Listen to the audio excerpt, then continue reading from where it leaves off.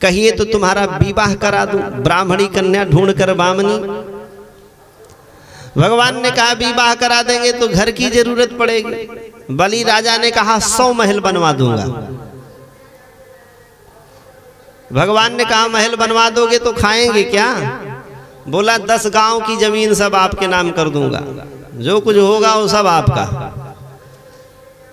बच्चे भी होंगे, फिर तो बच्चे तो होंगे महाराज, बच्चे होंगे, परिवार बड़ा हो जाएगा तो आपस में झगड़ा भी होगा। बलि राजा ने कहा झगड़ा तो हो सकता है महाराज, झगड़ा होगा तो रोना भी पड़ेगा। बलि राजा ने कहा महाराज रोएंगे तो आप, मैं रोने तो नहीं आऊंगा। वामन भगवान ने कहा जिस काम में रोना पड़े ऐसा काम अपने राम नहीं करते। मुझे तो केवल 3 पद जमीन दे दीजिए, बस संतोषी ब्राह्मण हूं, उसी में जीवन यापन कर लूंगा अपना। ये बात शुक्राचार्य जी यज्ञशाला में बैठकर सुन रहे थे। शुक्राचार्य जी भगवान से द्वेष करते थे क्योंकि इनकी मां को भगवान विष्णु ने मार दिया था, तो मां का हत्यारा समझते थे भगवान विष्णु को, जबकि भगवान विष्णु ने उन्हें मोक्ष दिया था। लेकिन थोड़ी सी बात शुक्राचार्य जी को समझ में नहीं आई। शुक्राचार्य जी ने कहा मैं भी तुम्हें मारकर तुम्हें मोक्ष दूंगा। भगवान विष्णु को मार के उन्हें मोक्ष देने की इच्छा रखते थे, लेकिन ये कहां संभव है। बोलिए सच्चिदानंद भगवान की जय। ध्यान से सुन रहे हैं आप सब, नहीं तो आजकल भक्त चुटकुल्ला ही सुनना चाहते हैं महाराज। और मुझे तो चुटकुल्ला आता ही नहीं, यानी मैं जो पढ़ाऊं वही सुनाता हूं। अयोध्या में पूज्य जगत गुरु श्री धराचार्य जी महाराज जी के हम शिष्य हैं। अशरफी भवन आश्रम है, बहुत बड़ा आश्रम है अयोध्या में, राम मंदिर के उत्तर साइड में 200-300 मीटर पर अशरफी भवन, बहुत प्रतिष्ठित पीठ है। तो महाराज जी के चरण में रह करके उनसे जो कुछ सीखा आप सबको सुना रहा हूं। तो भगवान वामन ने कहा मैं 3 पद में ही संतुष्ट हूं, आप मुझे दे दीजिए, संकल्प कीजिए। शुक्राचार्य जी ने मना कर दिया। शुक्राचार्य जी पढ़े लिखे थे, वेद के मंत्र पढ़े थे। वेद में एक मंत्र है, एदम विष्णुर्विचक्रमे ते धानि दधे पदम समूढ़मस पागुं सुरे स्वाहा। वेद मंत्र है।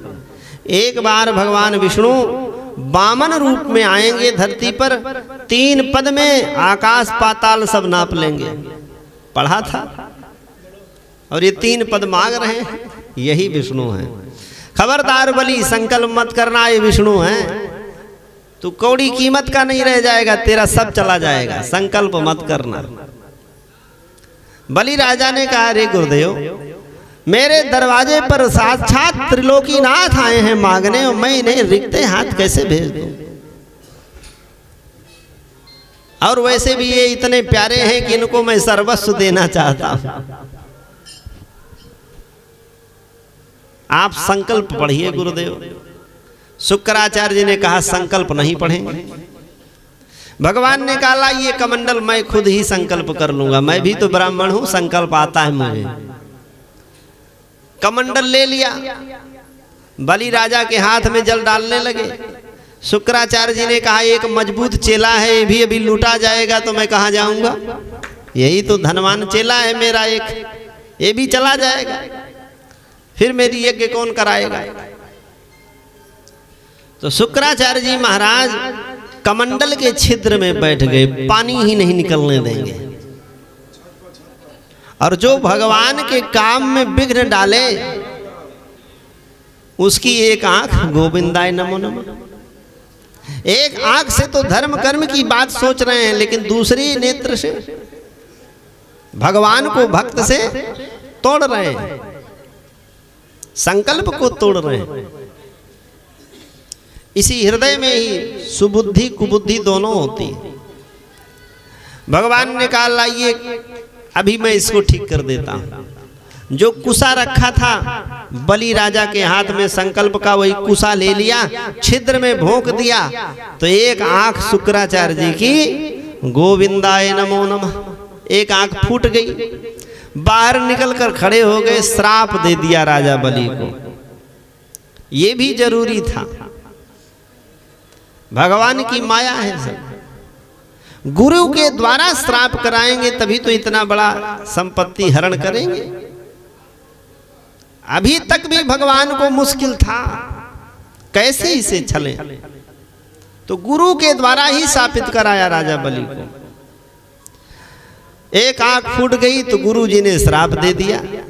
जो शिष्य गुरु की बात नहीं मानता उसका तो कोई भविष्य ही नहीं है, श्राप दे दिया। संकल्प हुआ, भगवान का बायां पैर ऊपर की तरफ उठने लगा। पृथ्वी के ऊपर 7 लोक है, भूरलोक, भुआलोक, स्वालोक, महलोक, जनालोक, तपालोक, सत्यलोक, 7 लोक हैं पृथ्वी के ऊपर। तो भगवान का बायां चरण 7 लोक ऊपर जाकर सत्यलोक में भगवान ब्रह्मा के आसन पर स्थित हो गया। और वही वामन भगवान के चरण को धो करके ब्रह्मा जी कमंडल में रख लिए थे। और वही कमंडल की गंगा शंकर जी के मस्तक पे समाई, शिव जी ने धारण किया। और वही गंगा प्रयागराज से होते हुए आज गंगा सागर में हम सबको दर्शन दे रहे हैं। बोलिए गंगा मैया की। दूसरा पैर वामन भगवान का नीचे की तरफ गया। 7 लोक नीचे है पृथ्वी से, अतल, बितल, सुतल, तलातल, महातल, रसातल, पताल। तो दाहिना पैर भगवान का पताल में पहुंचा। तीसरा पैर भगवान ने कहा, बताओ बलि अब कहां रखें, क्या बचा तुम्हारे पास। सैनिकों ने कहा राजा बलि से, राजन आप कहिए तो इन्हें बंदी बनाए। राजा बलि ने कहा, मूर्ख, इन्हें कोई बंदी नहीं बना सकता, इन्हें कोई बांध नहीं सकता। इन्हें बांधना है तो बस केवल प्रेम से बंध सकते हैं, और कैसे भी इन्हें बांधा नहीं जा सकता। इन्हें द्रौपदी ने प्रेम से बांधा था, यशोदा ने प्रेम से बांधा था, कुब्जा ने प्रेम से बांधा था, सेबरी ने प्रेम से बांधा था, निषाद राज ने प्रेम से बांधा था। भगवान जात पात ऊंच नीच नहीं देखते, ये तो केवल भाव देखते हैं।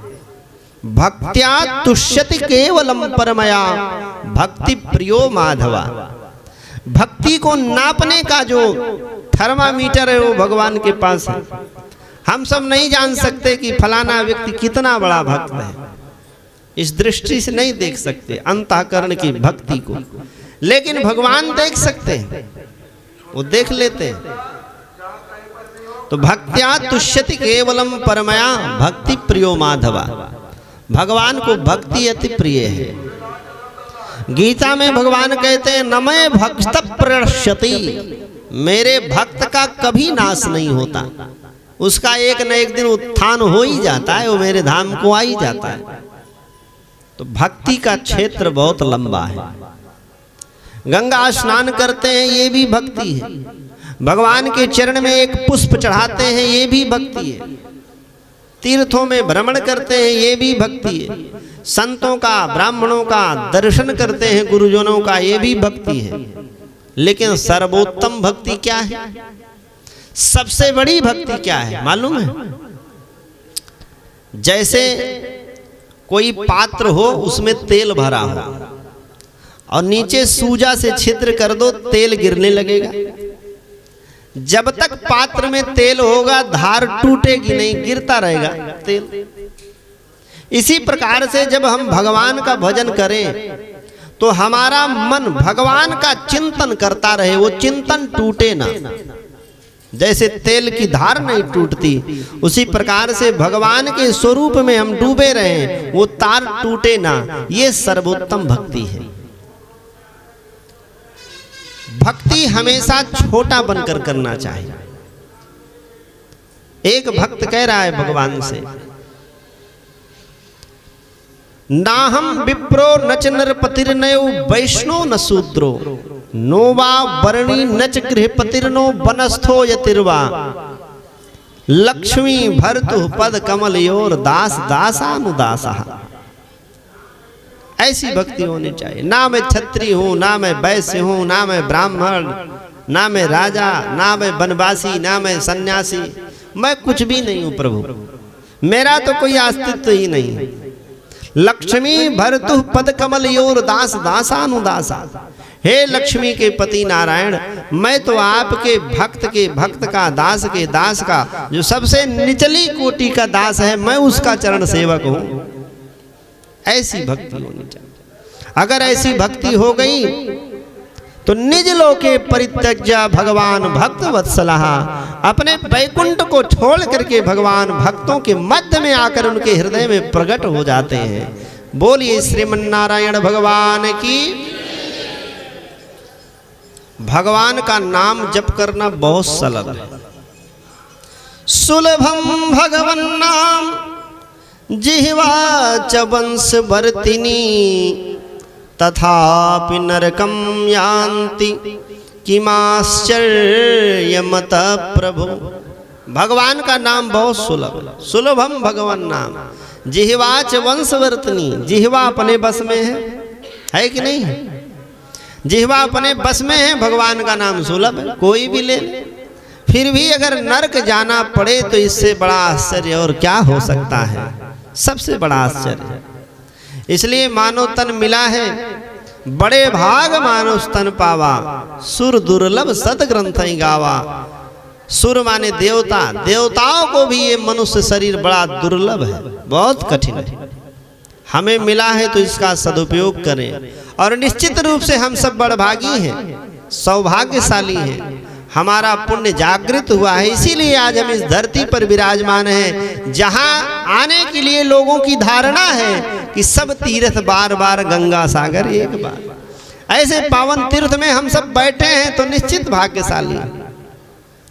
और इससे भी बड़ा भाग क्या है पता है? जो यहाँ बैठकर कथा मिल रही। भागवत में लिख रहे हैं, सुखदेव जी महाराज कह रहे हैं परीक्षित को, भाग्योदयेन बहुजन्म समर्जिते